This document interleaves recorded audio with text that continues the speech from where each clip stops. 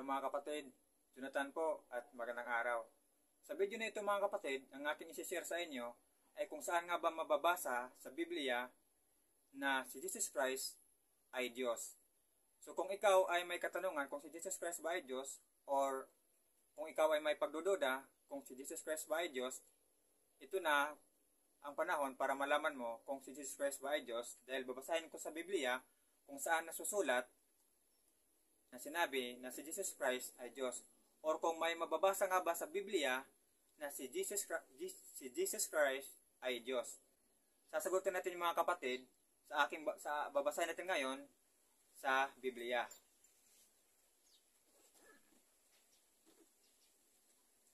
Babasahin natin sa Revelation o Pahayag chapter 22 verse 12 to 13.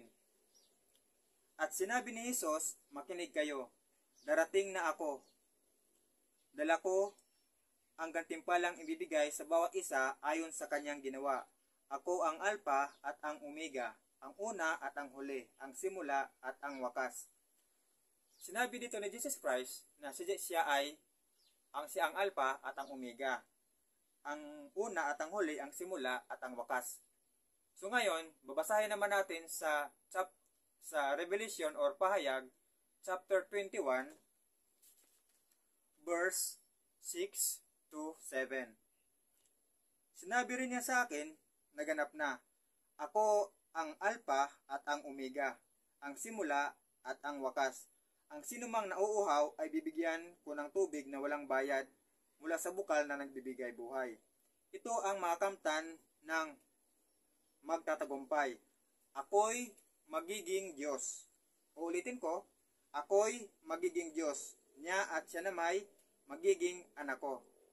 Malinaw po mga kapatid na nasusulat po sa Biblia sa Revelation o Pahayag chapter 21 verse 7 na sinabi ni Jesus Christ na siya ay Diyos. Na siya ang Alpha at ang Omega, ang simula at ang wakas, ang una at ang huli. Malinaw po mga kapatid na nasusulat po sa Biblia at mayroon pong sinabi na si Jesus Christ ay siya ay Diyos. At sasabihin ko naman sa inyo kung saan naman mababasa na sinasabi ni Jesus Christ na siya ang Panginoong Diyos, may Diyos ito, Panginoong Diyos na makapangyarihan sa lahat. At babasahin naman natin sa Revelation or Pahayag chapter 1 verse 8. Ako ang Alpha at ang Omega, sabi ng Panginoong Diyos. Ulitin ko, ako ang Alpha at ang Omega, sabi ng Panginoong Diyos na makapangyarihan sa lahat, ang kasalukuyan, nakaraan at darating.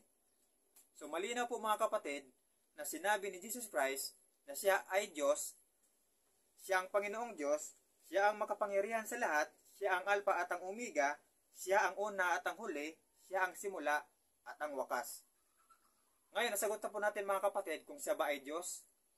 Sa inyong pagdududa kung siya ba ay Diyos, sa mga hindi naniniwalang siya ba ay Diyos, siya po ay Diyos mga kapatid. Na nababasa sa Revelation chapter 12, chapter 22, verse 12 to 13, chapter 1, verse 8, at chapter 21, 6 to 7 mga kapatid. At kung may natutunan po kayo ng mga kapatid, tanggap niyo po itong aral ng ating Panginoong Diyos. Pakishare na lang po itong video na ito para malaman po sa ating kapwa mga kapatid na si Jesus Christ po ay makapangyarihan sa lahat, ang Alpha at ang Omega, ang ating magiging Diyos mga kapatid. At palike na rin po mga kapatid at pwede niyo pong subscribe ang ating channel at God bless po sa ating lahat mga kapatid.